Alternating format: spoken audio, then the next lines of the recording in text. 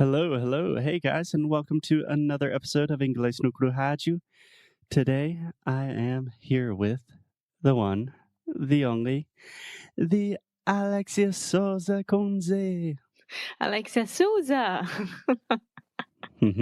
Hi, Foster Hodge. How are you? I am doing wonderfully. I cannot complain. How are you? I am doing great. Yeah, that's weird because I was watching an interview of Fabio Porchat. Yeah. Hey, Fabio. Yes. So he was asking the journalist, like, hey, how are you? Hey, how are you? This kind of situation. And he was like, are we able to say that we are fine?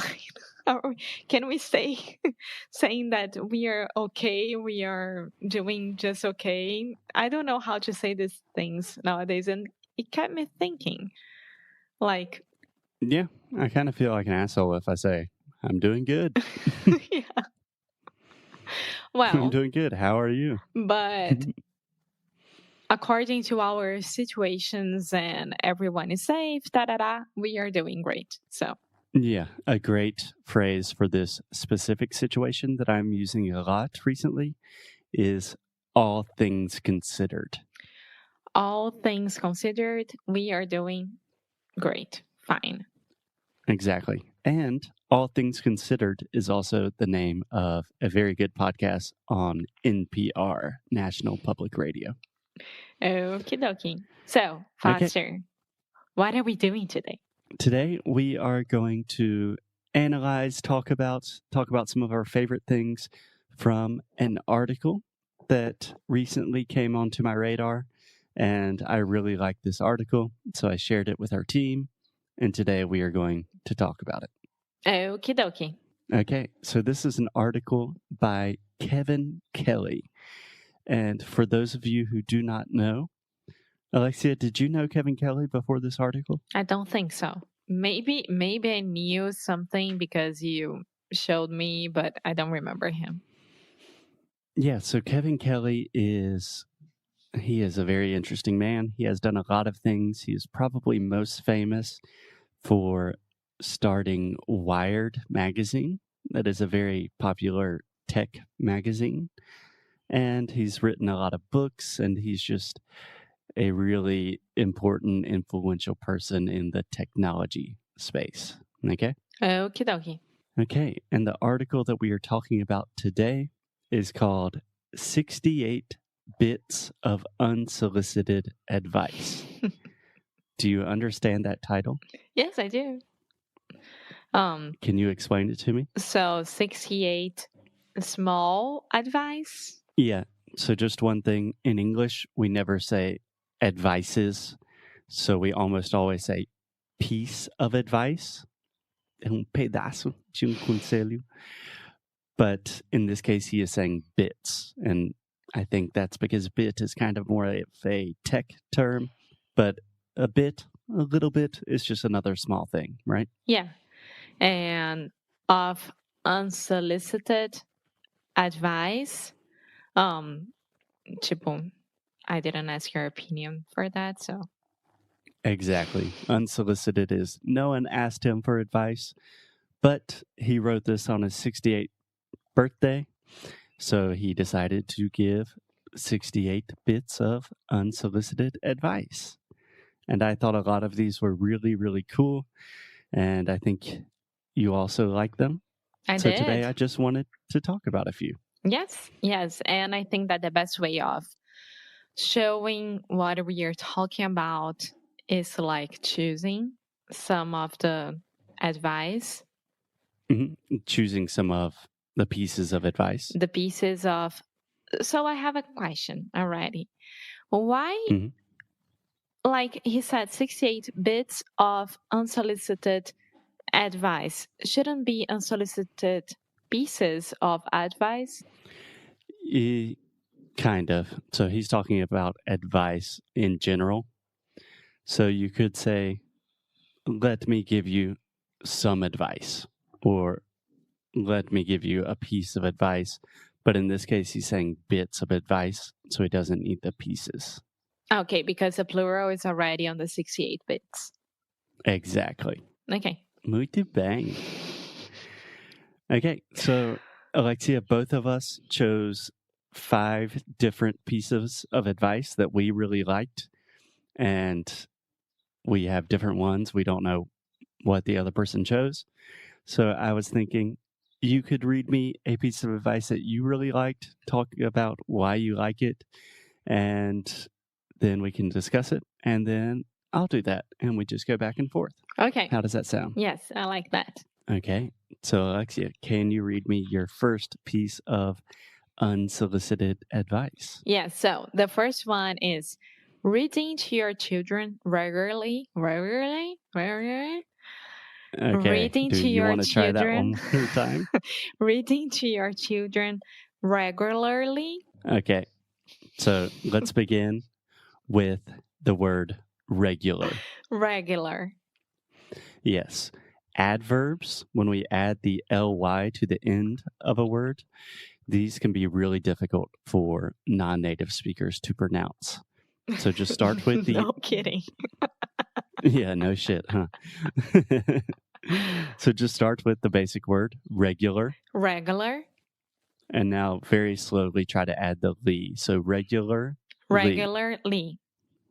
Okay, one more time. Regularly. Regularly. Perfect. Yeah, the problem is saying that in the middle of the phrase. So, reading to your children regularly will bond. Excellent. Will bond.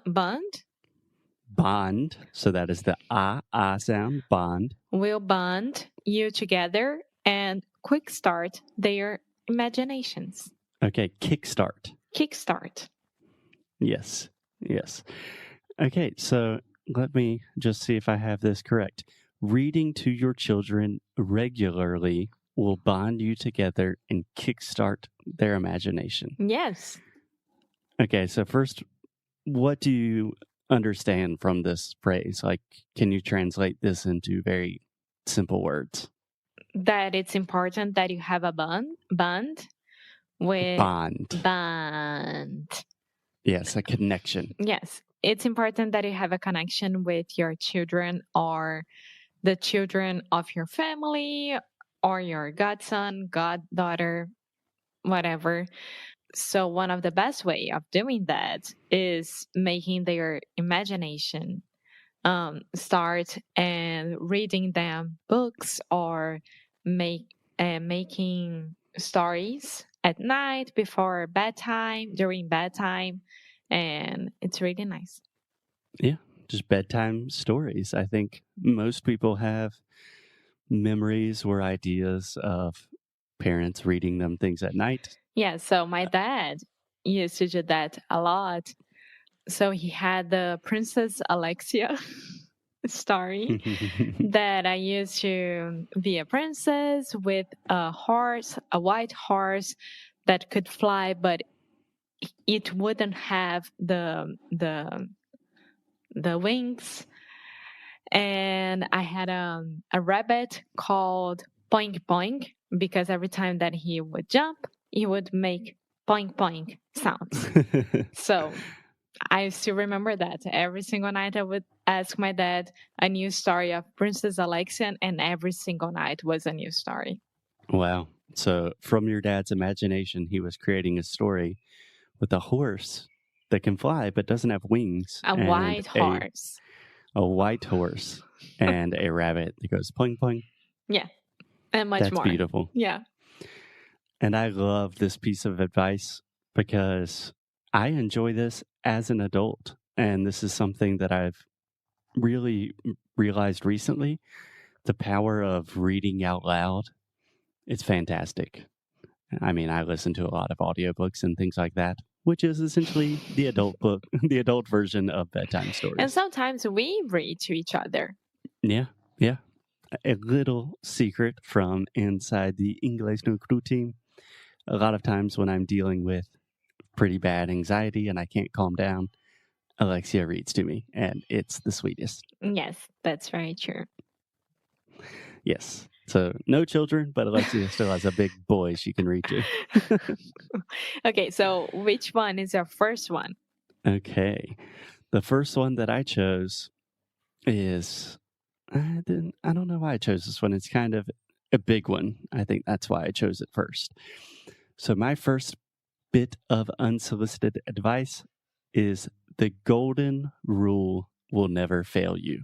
It is the foundation of all other virtues. Do you understand that one? Yeah, I do, but I have to be honest because what is a golden rule? Okay. I knew it. You guys don't have this in Portuguese? I don't know if we do. I don't know if it's called the same thing. Maybe it is, maybe it's not. I don't know. Okay, so the golden rule is essentially just treat people as you want to be treated. Or if you want to put a more Christian perspective on it, do up unto others as you do to yourself. Sim. So don't do anything to other people that you would not like other people to do to you. Yeah, I don't know if we call it golden rule, but of course we do have it. I don't know how we call it, but yeah. Yeah. And one of the reasons I love this one is just such like a simple and fundamental like life rule. Like if you think about any major religion or any major ethical code or like behavioral norms, it all is essentially the same thing. Don't treat people in a way that you would not like to be treated. And it's perfect for nowadays situation. Yeah, for the situation nowadays. Yes, which leads me to my second chosen advice. Okay, the second piece of advice that I chose. So the second one is don't be the smartest person in the room. Hang out with and learn from people smarter than yourself. Even better, find smart people who will disagree with you. Ooh, I like this one. I love this one because, I mean, you are not the center of the world. You know, you had to be open-minded to other situations and to other people's opinions. And I feel that nowadays it's almost impossible to have that. So it's really, really hard to have a full conversation with someone that will disagree with you. And it's almost impossible to continue that in a civil way. Yeah, absolutely. And this kind of reminds me of another popular, like, kind of pop culture belief that I think it was Malcolm Gladwell who first said this, that essentially you are the sum of the 5 people that you spend the most time with. So if you spend all of your time with 5 really smart, dedicated people, naturally you will become smarter and more motivated and dedicated. So I do think it's always good to be not the smartest person in the room. Yeah, I am not, so I'm fine. Really? Because right now in this virtual room, it's just me and you. You And I are know I'm not the smart. smartest person. Yes, you are. Yes, you are. He Okay. didn't disagree, so there you go. No, I am not the smartest person in this room. I'm just kidding. Just let's go ahead. So yeah, so I think that these two pieces of advice together, they complement each other. I like it a lot. Excellent. So my next piece of advice, and I think this can be the last one for today, is, let me see.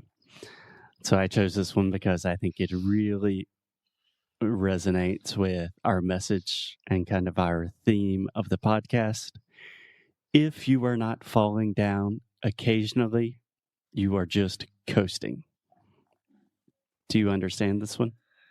I do. It's like if you're not giving yourself the time to fail and to rise up again, maybe. You are just like playing safe, and that's not worth it at all. Yeah, kind of. So if you are not falling down occasionally, if you are not failing, making mistakes sometimes, you are just coasting. Do you understand coasting in this context? É costa. E você tá indo pelas beiradas. Kind of. When you're coasting, that means you are just getting by. You were just doing the minimum effort necessary. You're not really improving, you're just maintaining the course. Yeah, that's how I understood it. Maybe I wasn't able to pass along. Yeah, but the reason I love this one, essentially, it's a long way to say Lose lose well. Yes, it's perfect. Which Awesome. reminds me that maybe we would be in New York City right now. I know. Oh, God. That's for another episode. So I think on that note of losing well, that's a perfect place to end for today. And tomorrow we'll be back with more unsolicited advice, which is essentially the only thing we do on this podcast is give unsolicited advice. Sometimes we have messages asking for them. So, yeah. Okay. Alexia, great talking to you. And I will talk to you tomorrow. Until then, lose well. Lose well. Bye.